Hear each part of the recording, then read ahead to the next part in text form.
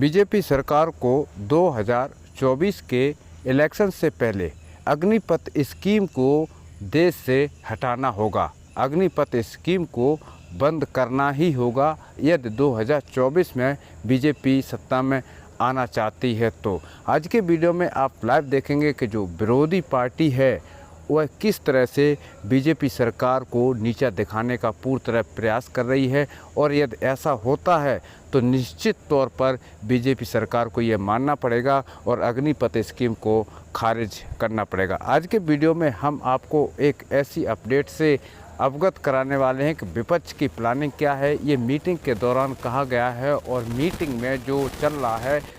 तो सबसे बड़ा मुद्दा यही है, अग्निपथ स्कीम को लेकर के पूरी जानकारी डिटेल में देने वाला हूं। और एक अच्छी खबर युवाओं के लिए हो सकती है, अग्निपथ स्कीम 100% बंद हो सकती है। वीडियो में आगे बढ़ने से पहले साथियों, इस चैनल पर नए हैं तो चैनल को सब्सक्राइब कर लें, बेल आइकन को ऑल पर ज़रूर प्रेस कर लें, जिससे आने वाले हर वीडियो की अपडेट आप तक पहुंचती रहे।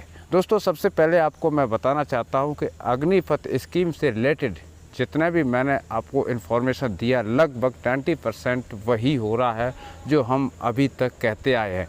हमने अग्निपथ स्कीम की जो 25% का प्रावधान था वह हमने बोला था कि 50% निश्चित होगा, 75% का प्रावधान बोला था, लेकिन अब कहा यह जा रहा है कि 100% होने की पूरी तरह से संभावना है, जहां पर 50% तो सरकार ने मंजूरी दे दी है। लेकिन अगर बात करूं अग्निपथ स्कीम कैसे बंद होगी, तो उसकी डिटेल हम आपको यहां पर बताने वाले हैं। और केंद्र सरकार इस चीज़ को लेकर के चिंतित भी है कि कहीं ना कहीं विपक्ष इस मुद्दे को अगर उठाती है तो वोट बैंक बीजेपी का अवश्य कट सकता है। और सबसे बड़ा खतरा बीजेपी सरकार को अग्निपथ स्कीम से ही है। देश के वह पूरे युवा जो एक उम्मीद लगाए बैठे थे अपने रोजगार से, ये जरूरी नहीं है कि वह युवा अग्निपथ स्कीम में ही जाना चाहता हो।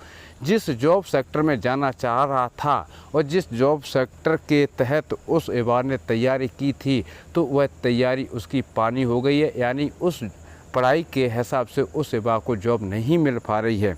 इसको लेकर के केंद्र सरकार पर जो तरह तरह के सवाल उठाए जा रहे हैं।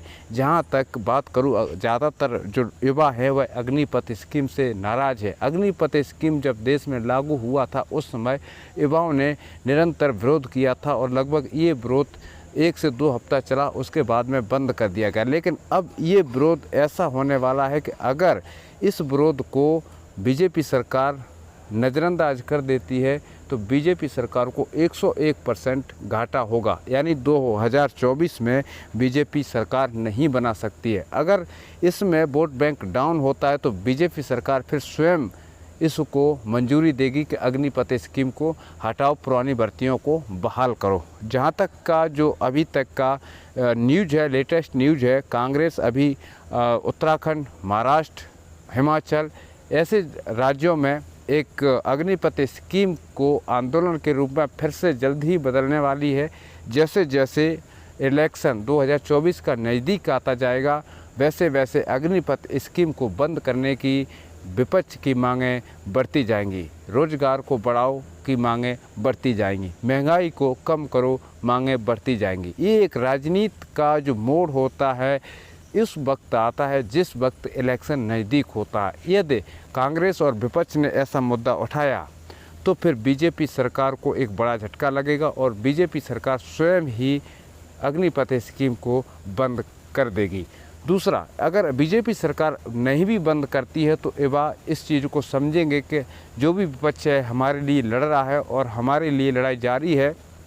और 2024 में यदि कांग्रेस पार्टी सरकार बना लेती है तो राहुल गांधी जी ने ये ऐलान किया है कि यदि कांग्रेस की किसी सरकार बनती है तो 101% सबसे पहला जो मेरा मुद्दा होगा वह अग्निपथ स्कीम को बंद करो और पहले की तरह ही आर्मी की भर्ती होगी। ये कांग्रेस का कहना है। आपने देखा होगा कि जब भारत जोड़ो आंदोलन में राहुल गांधी जो राउंड ऑफ ले रहे थे उस समय ज़्यादातर उन्होंने युवाओं से बातचीत की और युवाओं से यही बोला कि अग्निपथ स्कीम में आपको जाना है या नहीं जाना है।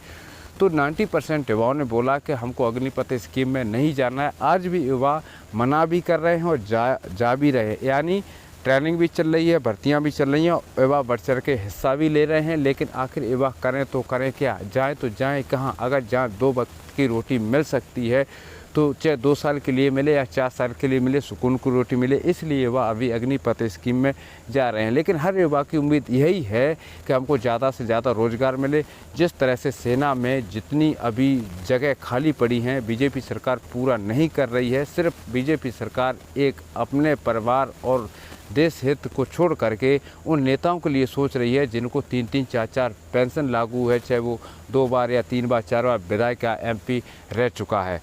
जो कांग्रेस सरकार अभी जगह जगह मीटिंग कर रही है, तो कांग्रेस सरकार का सबसे बड़ा लक्ष्य यही है कि 2024 का इलेक्शन कैसे जीता जाए। तो उसके सामने सबसे बड़ा मुद्दा जो है अग्निपथ स्कीम को लेकर के है। और देश के सभी युवाओं को ये अच्छी तरह से मालूम है कि जो युवाओं के पक्ष में लड़ाई लड़ेगा, युवा उसी की मदद करेंगे।